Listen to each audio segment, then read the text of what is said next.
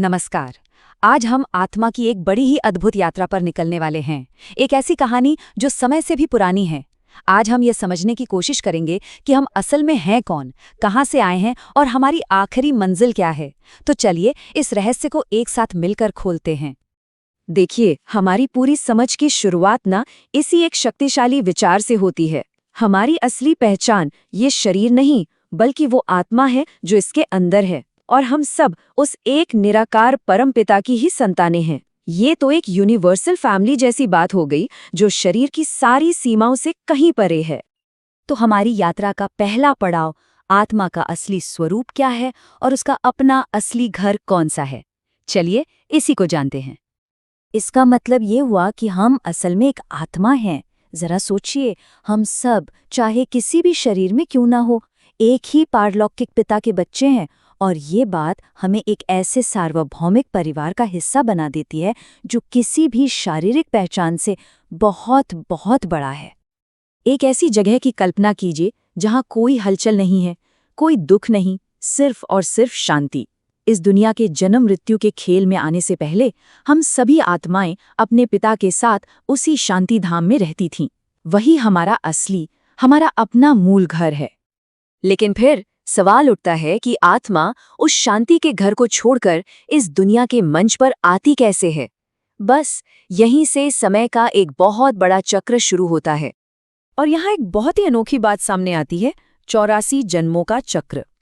इसको एक बहुत बड़े पहले से तय नाटक की तरह समझिए, जिसमें हर आत्मा 84 बार अलग अलग शरीर लेकर अपना अपना किरदार निभाती है।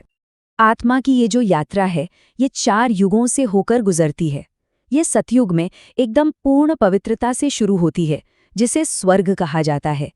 फिर त्रेता युग में पवित्रता थोड़ी कम हो जाती है। द्वापर से दुख की शुरुआत होती है और कलयुग आते आते तो आत्मा और दुनिया दोनों ही अपनी सबसे निचली अवस्था में पहुंच जाते हैं। इस गिरावट को समझने के लिए ना सोने का ये उदाहरण बिल्कुल सटीक बैठता है।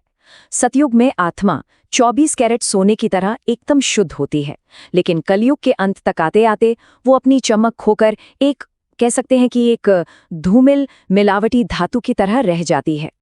और ये जो गिरावट है, ये सिर्फ आत्मा के स्तर पर नहीं होती, पूरी दुनिया ही बदल जाती है। जो दुनिया कभी फूलों का बगीचा यानी स्वर्ग हुआ करती थी, वो अब दुखों और बुराइयों से भरा एक कांटों का जंगल बन गई है। तो जब आत्माएं इस चक्र के सबसे निचले, सबसे अंधेरे पॉइंट पर पहुंच जाती हैं, तब क्या होता है? क्या कोई उम्मीद की किरण बचती है?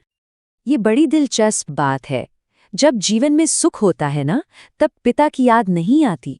लेकिन जब कलयुग में दुख अपनी चरम सीमा पर पहुंच जाता है, तब आत्मा अंदर से सहज रूप से मदद के लिए पुकार उठती है।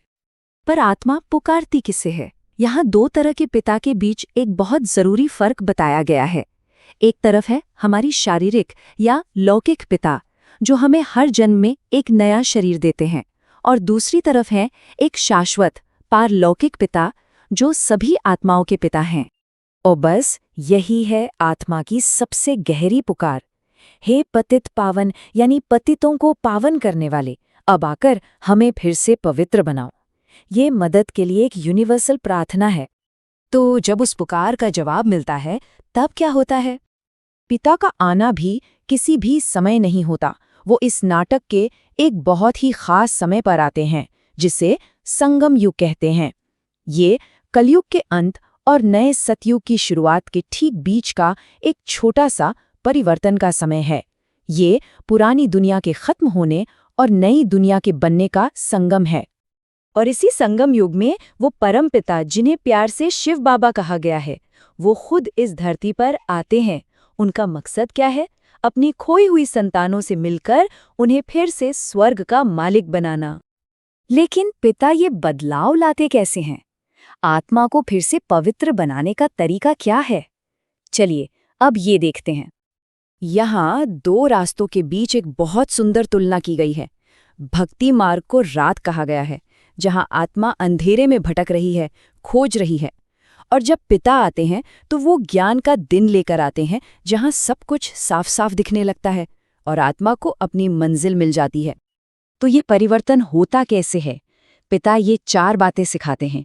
पहली, खुद को शरीर नहीं, आत्मा समझो। दूसरी, सिर्फ एक पारलौकिक पिता को याद करो। तीसरी, सृष्टि के इस चक्र के ज्ञान को समझो। और चौथी, एक फूल बनो जो दूसरों को कांटों की तरह दुख नहीं देता, बल्कि सिर्फ सुख और खुशबू देता है।